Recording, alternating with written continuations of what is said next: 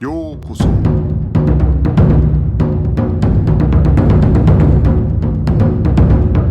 Eu sou o Gustavo e você está ouvindo o Budocast.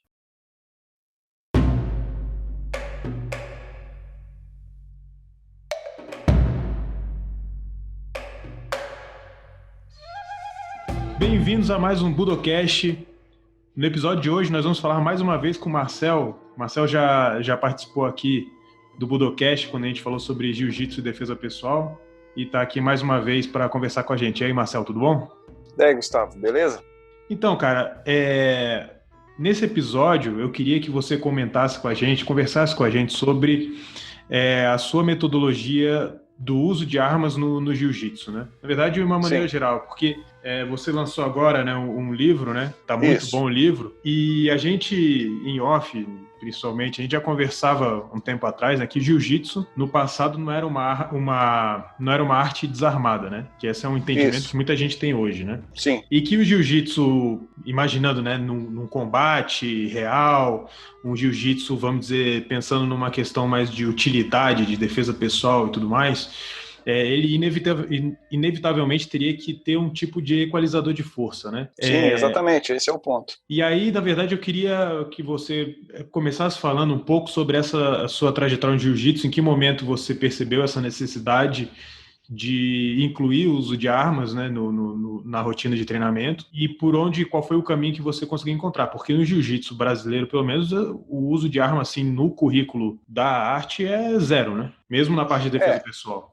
Basicamente, eu cheguei numa conclusão que é o seguinte, cara, eu comecei a ver hoje o jiu-jitsu como uma coisa mais ampla. Por exemplo, eu vejo o Brazilian Jiu-Jitsu como um aspecto do jiu-jitsu, eu vejo o judô como outro aspecto do jiu-jitsu, e quando eu comecei a trabalhar com formação de tropa, quando eu comecei a trabalhar, pessoal que não sabe, aí eu sou militar, eu tenho 28 anos de serviço, sou subtenente do Corpo de Bombeiros, quando eu comecei a trabalhar com formação de tropa, cara, eu me deparei com uma situação meio complicada, porque, tipo assim, eu tinha pouco tempo, né, para formar esse pessoal. Geralmente, escola de soldados, você vai ter aí 70, 90 horas aula para passar alguma coisa que seja realmente efetiva, cara, numa situação real, numa situação de combate. E a gente se deparava com várias diferenças de porte físico, a gente deparava com várias diferenças de perfil psicológico, e eu cheguei numa conclusão que a única maneira, cara, que eu tinha de deixar esse soldado pronto para uma situação de rua era utilizar alguma coisa que aumentasse o potencial de combate dele, que é o que a gente chama de equalizador de força. Dentro de uma metodologia mais policial militar, por exemplo, a própria arma de fogo é uma ferramenta de equalização de força. Dentro de uma visão menos letal, né, que é o termo que a gente usa, a gente pode falar, por exemplo, da tonfa, que tem o nome de bastão PR-24, a gente tem o PR-90, que é um bastão mais longo, você pode trabalhar também o próprio Kubotan, né, o bastão retrátil, algumas ferramentas dessas que serviam para aumentar a potência do policial militar, do militar, em situações reais. E daí eu comecei a me aprofundar no estudo, cara, e entrei em contato com quem eu considero que hoje é o maior especialista que a gente tem aqui no Brasil a respeito disso aí, que é o Sensei Ricardo Nakayama da Sotai, e comecei a aprender sobre outras armas, né? Comecei a aprender sobre combate com facas e aprender sobre utilização de armas improvisadas, você começar a ver os objetos que você tem à sua disposição no dia a dia e utilizar eles como armas improvisadas, não só ofensivas, como defensivas também. Você saber utilizar determinados objetos como escudo, alguma coisa que serve para se defender. E eu fui traçando alguma estratégia, cara, para criar um contexto de combate policial militar. E realmente a gente tinha essa visão, né, que o jiu-jitsu era a parte desarmada do treinamento do samurai, né? Isso era uma coisa que todo mundo tinha essa visão meio que intrínseca. Daí, inclusive, fui conversando contigo, que você me passou algum material do Sérgio Moll, e você me falou que não era necessariamente assim, que os samurais, eles usavam armas menores, tipo a faca tantô, alguma coisa assim, até para equalizar situações. Basicamente, a mesma mesma coisa que eu estava fazendo sem ter um conhecimento estrutural do que eu estava fazendo. Eu comecei a me aprofundar mais e eu percebi que essa metodologia samurai, cara, de você trazer alguma coisa que aumente o teu potencial de efetividade numa ameaça real, ela se enquadra dentro do conceito do que é o jiu-jitsu, né, cara? De certa maneira, aquela metodologia clássica, Gracie, por exemplo, do pisão baiana, que a gente costuma falar no jargão aí, ela é excelente, cara, para melhorar o teu preparo psicológico, mas ela, embora em várias situações, uma grande gama de situações, ela seja suficiente, ela te expõe a algum risco, né, cara? Você não consegue antecipar a presença de uma outra arma ou antecipar a presença de mais de um adversário, você não consegue prever, por exemplo, uma situação de um ambiente físico mesmo, que seja prejudicial à utilização, por exemplo, você vai aplicar um double leg e cair raspando os dois joelhos no asfalto, assim, e quando você começa a trazer para essa realidade alguma coisa que você só a presença física dela, dando um exemplo, por exemplo, quando você expande um bastão retrátil, cara, só a presença física desse bastão retrátil, ela já causa um efeito de intimidação, ela já mostra determinado potencial ostensivo e a própria utilização dele, cara, é extremamente simples quando você fala de defesa pessoal e não de situações combate arma versus arma. Tipo assim, alguém pode pensar, o cara tá falando que a utilização de um bastão é simples. Não. Se você contrapõe um especialista em bastão, você vai ter uma gama de movimentos do mesmo jeito que você tem quando você contrapõe um especialista em jiu-jitsu. Agora, quando você vai utilizar em situações odiernas, as situações mais simples, que é o que a gente encontra, seja em atividade policial ou seja em defesa pessoal, é o conceito mais simples, cara, que geralmente vai ser o suficiente e o mais eficiente em quase que 90% das situações. Daí, dentro dessa premissa aí, cara, de trazer o equalizador de força com essa inserção histórica que você me deu, que já existia dentro do modelo do samurai, eu resolvi criar uma metodologia calcada nesse modelo. E é interessante que, assim, isso é uma coisa que eu até já levantei, se não me engano, no Budocast, falando sobre o próprio jiu-jitsu, né, o antigo jiu-jitsu, né?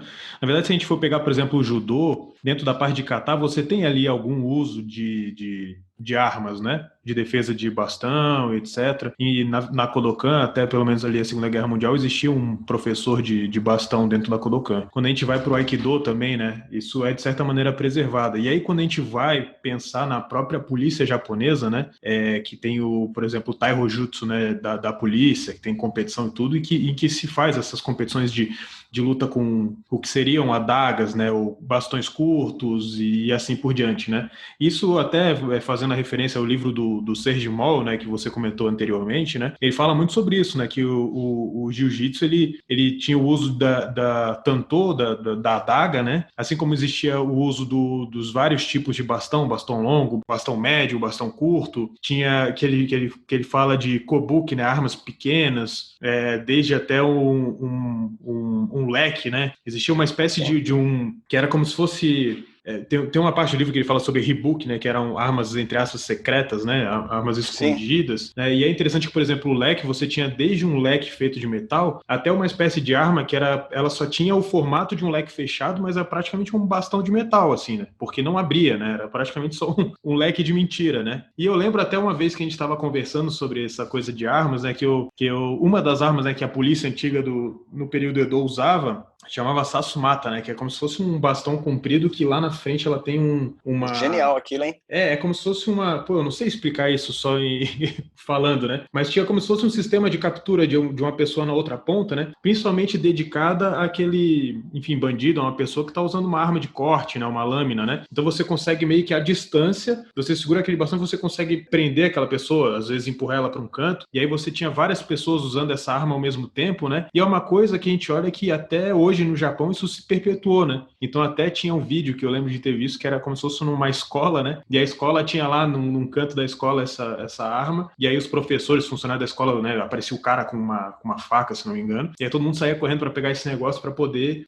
manter o cara assim num canto, né? Numa coisa assim. E a gente vê que ao longo do tempo Isso foi, não sei se perdendo, né, mas é uma coisa que nesses sistemas mais modernos, né, de jiu-jitsu, né, a gente já não encontra com tanta ênfase, né, ou seja, virou realmente uma coisa muito mais voltada para uma luta desarmada, inclusive quando a gente pensa no aspecto esportivo, né, do judô ou do próprio jiu-jitsu brasileiro esportivo, né. Então eu vejo essa coisa do uso da arma muito dentro desse perfil de olhar mais para esse aspecto, né, como a gente já falou de outra vez, né, sobre a parte da defesa pessoal, é muito por esse aspecto mais da questão da realidade, né, do uso que você vai ter para as técnicas do jiu-jitsu, né? E que, infelizmente, principalmente no jiu-jitsu brasileiro, assim, a gente não tem. Até eu cheguei a comentar contigo, né, uma vez que Sim. no Nihon Jiu-Jitsu que eu aprendi no Japão, né, que é um estilo de jiu-jitsu moderno, mais japonês, né, tem o uso do bastão curto, né, o tambor, né? Então é uma coisa que no Japão, de certa maneira, ainda se preserva de alguma maneira, mas que no jiu-jitsu brasileiro, por exemplo, não tem, né? E aí, cara, como você já falou sobre o sensei Ricardo Nakayama, por exemplo, né, de onde vêm os sistemas que você integrou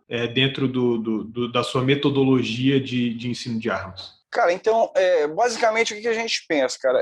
Eu cheguei num ponto, quando você pensa em complexidade, cara, toda visão técnica pautada em complexidade, cara, ela é uma visão técnica avançada dentro de determinado conceito marcial, né? Basicamente é isso. Você precisa de um movimento muito complexo para você enfrentar alguém que tenha um nível de habilidade superior ao seu, entendeu? Então, tipo assim, quando você pensa que 90% ou mais das situações você não vai encontrar pessoas com um nível técnico tão apurado, você vê que são técnicas básicas que vão resolver as situações. E daí você começa a pensar que o problema em si não é a técnica, né? O problema em si é o problema, não são as respostas. Você tem que começar a estudar os problemas. E daí, dentro de cada problema que você encontra, você tem que procurar uma solução que seja simples e que seja factível, né, cara? Então daí você começa a pensar, por exemplo, vamos falar de um assunto bem polêmico dentro dessa questão de defesa pessoal, seja do jiu-jitsu ou outras artes marciais mais, como é que eu vou dizer, mais direcionadas praticamente à questão da defesa pessoal, como o Krav Maga, o Hapkido. Vamos falar, por exemplo, da questão da defesa de agressão com faca. Cara, tipo assim, você trabalhar, falar assim, defesa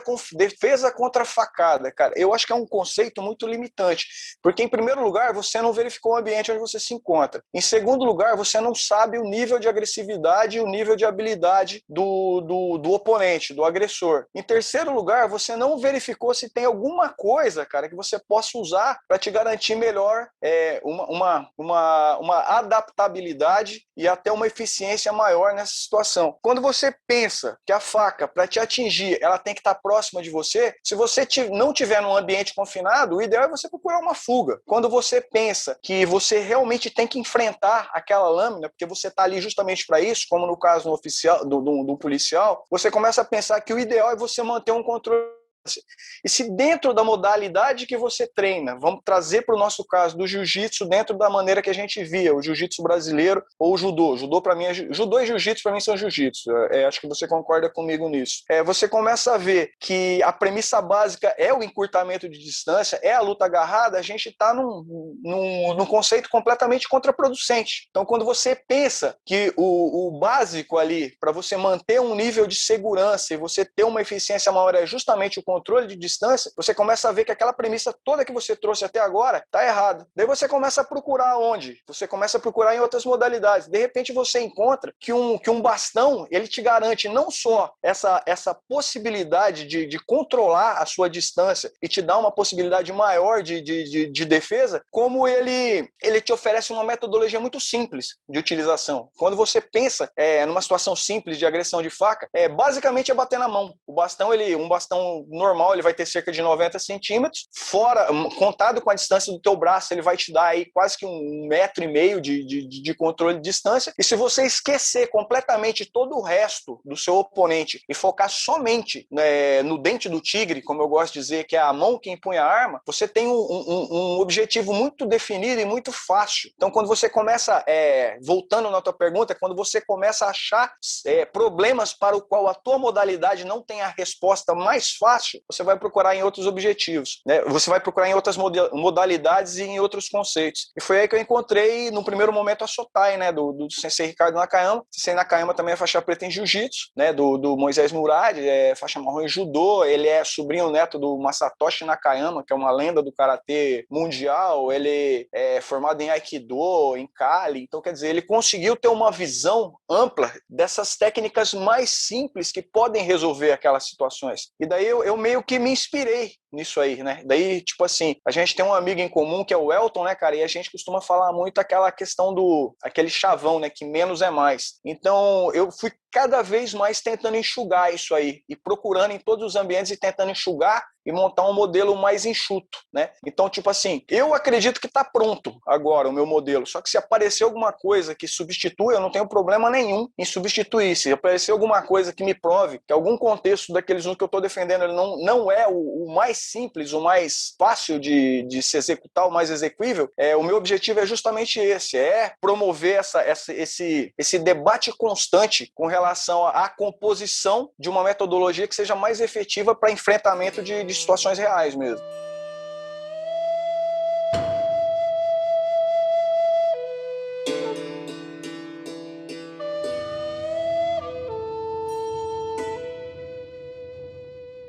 Eu tenho uma opinião que eu imagino que talvez você concorde comigo, de que as técnicas de desarme, elas são recursos, mas são recursos que não necessariamente têm um grande potencial de funcionar numa situação real. Eu vejo que às vezes, né, quando a gente olha algumas demonstrações de arte marcial por aí, fica a impressão, talvez até para quem está assistindo, que desarmar o agressor é uma coisa muito simples, né? Então vem um cara com uma faca, você totalmente desarmado, você consegue dominar totalmente aquele cara com facilidade. Aí eu queria ver a sua opinião sobre isso.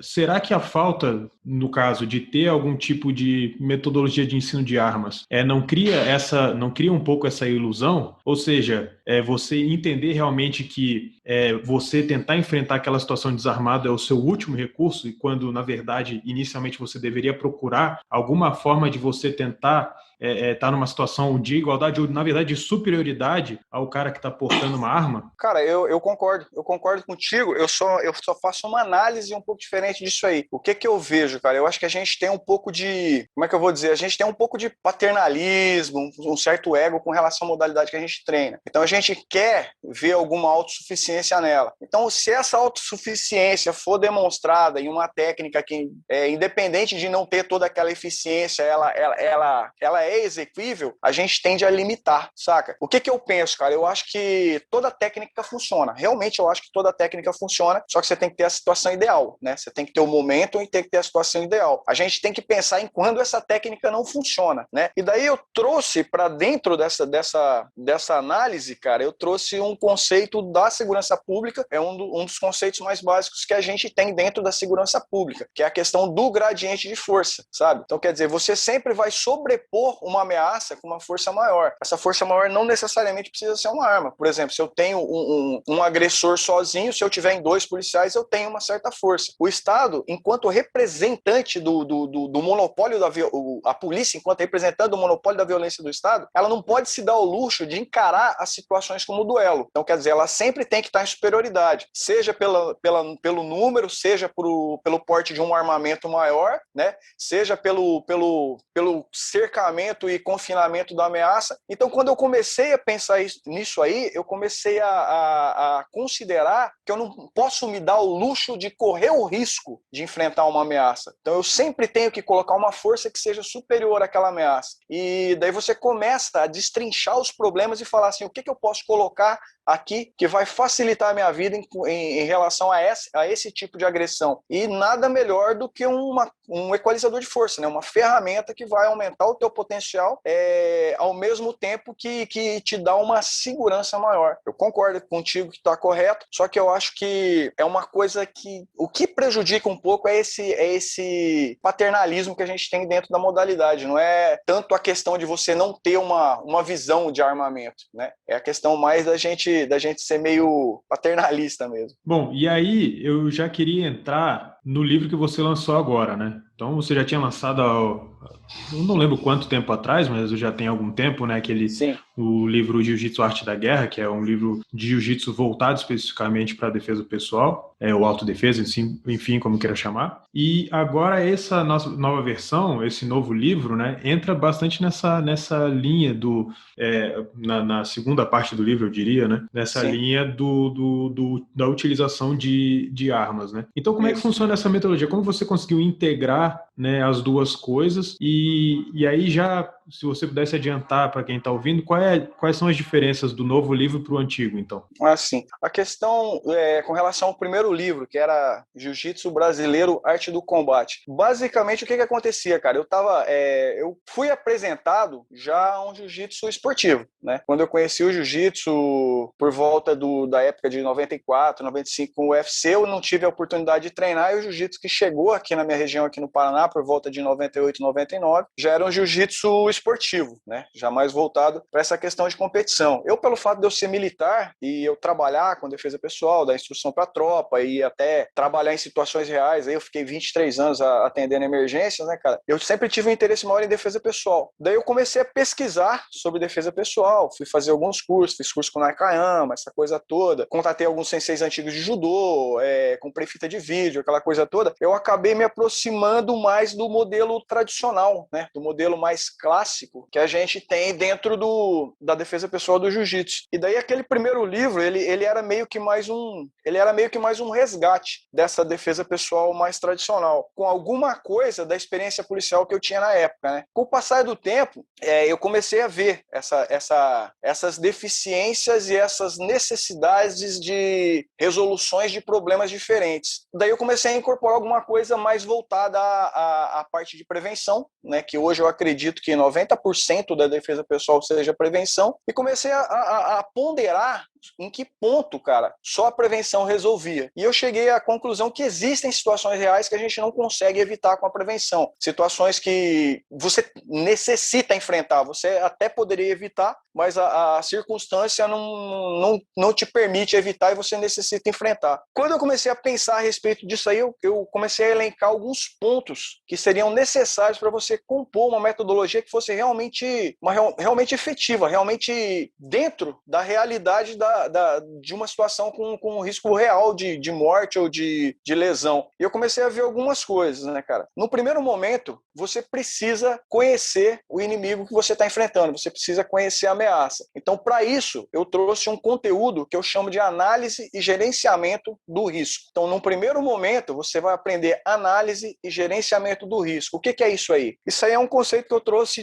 do Serviço de Prevenção do Corpo de Bombeiros. Basicamente, funciona da seguinte maneira: toda vez que você vai fazer um projeto de prevenção para determinada situação, a primeira coisa que você faz é delimitar esse risco. Você vai considerar o que é uma indústria, é uma igreja, é uma escola, é um comércio, tá entendendo? Você delimita esse risco. Dentro do risco delimitado, você começa a avaliar os problemas que você tem. Pô, você vai ter muita gente. Dentro desse conceito de muita gente, você vai, como é que eu vou dizer? Você vai ter necessidade de muita instalação elétrica, você vai ter necessidade de depósito de produto químico. Quando você termina de fazer essa análise estratégica da situação, você parte para um segundo ponto, que é a análise tática. É quando você começa a propor medidas de enfrentamento, caso seja necessário, e medidas de mitigação. Dentro ainda desse exemplo referente ao Corpo de Bombeiros, é quando você começa a ver dimensão de rota de fuga, sinalização de emergência, utilização de determinados materiais que retardam ou não propagam o fogo, posicionamento de saída de emergência abrindo em rota de fuga, utilização de barras antipânico, esse tipo de coisa que a gente chama de prevenção passiva. E para o último momento, cara, você começa a trabalhar com a prevenção ativa, a existência de extintores, hidrantes, esse tipo de coisa. Então, no primeiro momento, o que eu vou fazer? Dentro dessa visão de análise e gerenciamento de risco, eu vou delimitar uma possível ameaça. Pô, vou ter que ir no banco 8 horas da noite, o local que eu vou ter que ir é um local que tem um histórico de violência. Caramba, caramba, eu vou deixar para amanhã que pelo menos eu não preciso. Eu já matei a análise do risco ali. Ah, não, cara, não vai ter como eu não ir porque eu preciso desse dinheiro que eu tenho que ir numa farmácia, eu preciso comprar um remédio que a minha filha está doente. Então daí você começa a delimitar. O que eu tenho ali? Se eu precisar chegar nesse local, eu tenho algum comércio do lado onde eu posso pedir uma ajuda? Tem algum posto policial próximo? Tem algum hospital próximo? O que eu posso usar como abrigo? Se eu deixar meu carro posicionado em determinado local e eu precisar fugir, ele me fornece uma rota de fuga mais rápida? Eu tenho alguma coisa nesse ambiente que eu posso usar como arma? Eu tenho direito a usar uma arma? Então você começa a fazer todo um mapeamento daquele risco anteriormente, né? Isso aí te possibilita um melhor enfrentamento, uma possibilidade de evitar e até uma possibilidade de se preparar para negociar, caso seja o caso. Só que de nada vai adiantar isso aí, entrando agora no segundo ponto, se você não tiver controle emocional. E daí eu entro no segundo ponto, que eu chamo de ambientação ao combate, controle de estresse e ansiedade.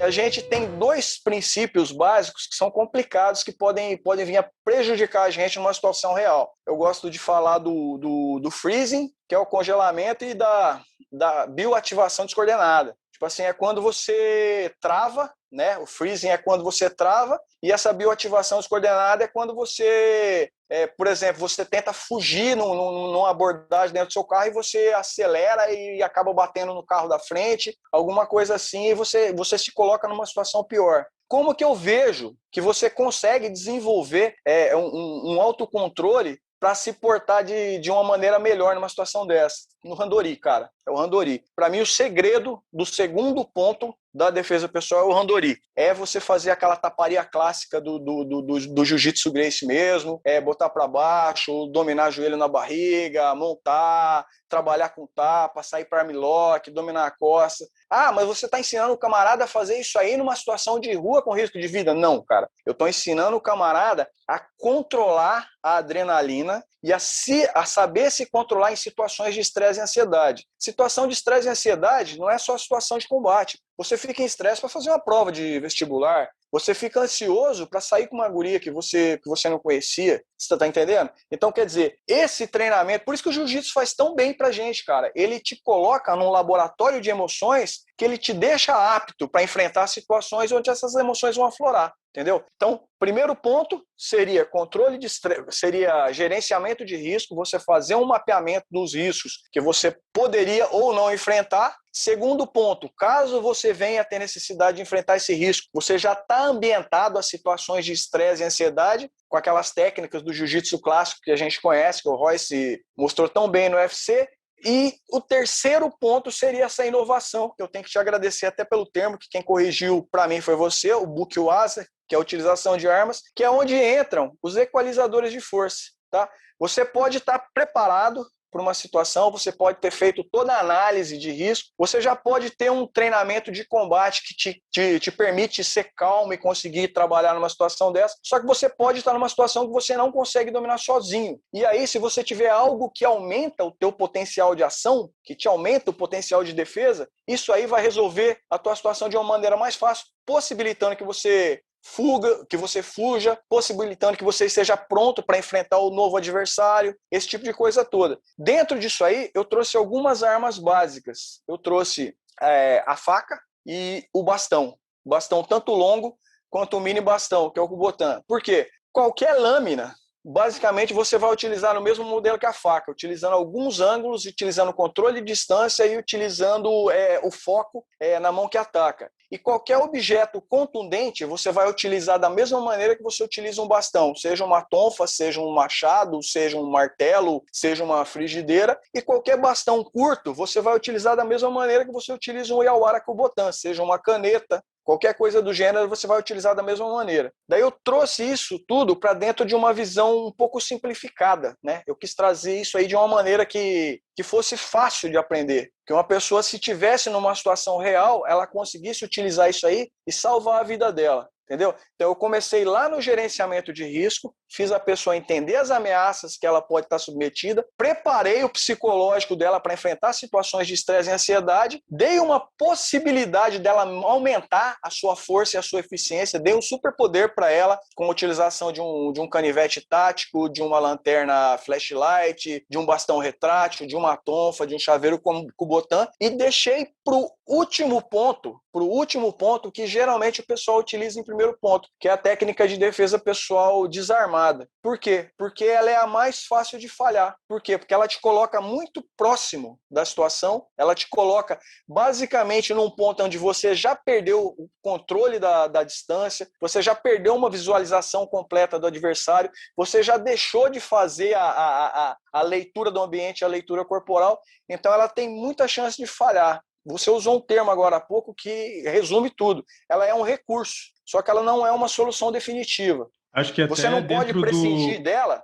Acho que até dentro disso que você falou anteriormente sobre os fatores até psicológicos, né? Porque uma coisa é você testar o desarme da faca no dojo, outra coisa é você chegar na rua, o cara com uma faca mesmo, e você sabendo o potencial que você tem de, enfim, de sofrer uma consequência muito grave ali naquela situação, né? Isso eu imagino que não é qualquer pessoa que está preparada para lidar com uma coisa desse tipo, né? Então, talvez até nesse mesmo sentido, você ter um equalizador de força, eu imagino que até psicologicamente coloca numa situação mais favorável do que você estar numa situação de desvantagem. Exatamente. Inclusive, isso é uma coisa interessante de você ter tocado nesse ponto, porque eu procurei trazer bem para dentro da minha proposta técnicas que eu tive a oportunidade de usar, entendeu? Então, quer dizer, eu já enfrentei situações com arma de fogo, já enfrentei várias situações com lâmina, com canivete, até com facão, e a utilização do equalizador de força, ela aumenta, inclusive, a tua autoconfiança, porque ela te garante uma certa distância, cara, ela te garante um potencial maior no enfrentamento disso aí, do que você estar desarmado à frente de um cara que está armado. É a inversão da pirâmide isso aí. Exatamente, esse é o ponto. E assim, além da execução da técnica em si, dentro dessa metodologia, como é que funcionam os, vamos dizer, exercícios que você tem que fazer para ir se acostumando com a utilização da arma? Ou seja, não só, vamos dizer, o exercício com o Ukitori, né, com uma pessoa Sim. executando e você se defendendo, enfim, né, mas o próprio manejo da arma, caminhada, esse tipo de coisa. Então, cara, eu gosto de trabalhar com uma premissa de antecipação, né? Tipo assim, tem um conceito quando você fala em armas que é muito complicado da gente tratar, que é o saque. O saque é uma hora que você pode cometer um erro de bioativação descoordenada ou mesmo de freezing. Então, quando você consegue trabalhar os conceitos de antecipação, isso aí fica bem mais fácil. Essa antecipação, como é que eu trabalho, cara? Eu trabalho com leitura do ambiente, leitura corporal e controle de distância. Eu trabalho com círculos de reação, né? Eu vou ter um círculo íntimo, vou ter um círculo público e vou ter um círculo de observação. Qualquer pessoa que entre dentro desse círculo de observação, né, que em uma área que eu delimitei como de risco, e é um círculo de cerca de 20 metros, eu já se torna objeto de uma observação mais acurada, já é um possível agressor. Nesse momento, quando eu faço uma leitura corporal e eu acredito que ali existe uma ameaça, eu já deixo a minha arma pronta, né? Eu já deixo ela pronta para o uso, de maneira dissimulada, né? Você pode fazer isso, inclusive, em casa. O entregador de pizza chegou, você olhou, viu que é um camarada meio esquisito. Você já pode levar um bastãozinho retrátil escondido no antebraço ali, caso tenha necessidade de você utilizar a sua arma de fogo, utilizar seu canivete. Ou seja, você trabalha com antecipação. E a utilização propriamente dita da arma, eu trouxe alguns conceitos do Kali, né? Que eu aprendi com o Sensei Nakayama e eu também aprendi com o meu professor de Kali, que é o Jorge César Magalhães, que é basicamente a utilização de ângulos de combate, cara. Eu trabalho o Kali, propriamente dito, na maioria das escolas, eles trabalham 12 ângulos de corte, trabalham 9 ângulos de estocada, trabalham 12 ângulos de ação e reação, essas coisas assim. Eu trouxe para um modelo mais simples, até porque o objetivo primeiro foi a utilização pela polícia, e eu trabalho com 6 ângulos de corte estocada e trabalho com ação e reação, entendeu? Então, quer dizer, simplifica bastante o conhecimento e a utilização do armamento não letal ou menos letal. Você teve aqui em casa, você viu alguma coisa que eu te passei, você viu que o conteúdo chega a ser até meio rápido de se passar. É basicamente depois você se ambientar com ele e treinar. Não tem como é que eu vou dizer assim, acurácia técnica. Ângulos de combate, maneabilidade, foco na arma e utilizar. Querendo ou não, acho que nesses momentos assim de perigo, o que é mais simples e mais direto tende a ser o que vai ser mais eficiente naquele momento, né? Perfeito. Você pode ver até os primeiros UFC, né? Voltando aí para a gênese nossa aí. O que você via ali era Motegari, montada, armlock, triângulo e mata-leão. O mais simples. Marcel, muito obrigado por ter participado do Budocast mais uma vez. Considerações finais.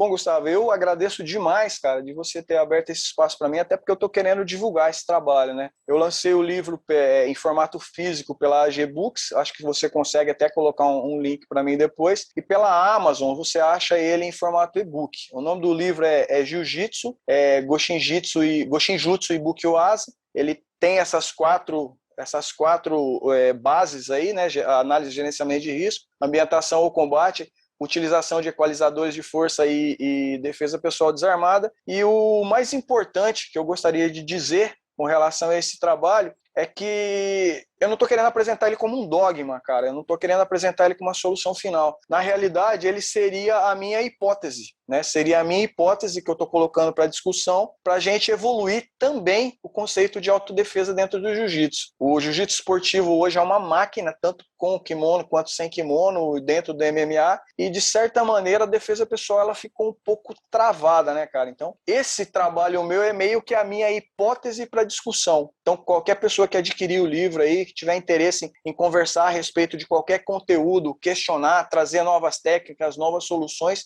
o objetivo é exatamente esse, cara. É um objetivo mais acadêmico do que até mercadológico ou, digamos assim, dogmático. E é isso aí, meu irmão. Obrigado, cara, da força que você me deu aí. Você sabe que precisando da gente, a gente tá junto sempre, né, velho?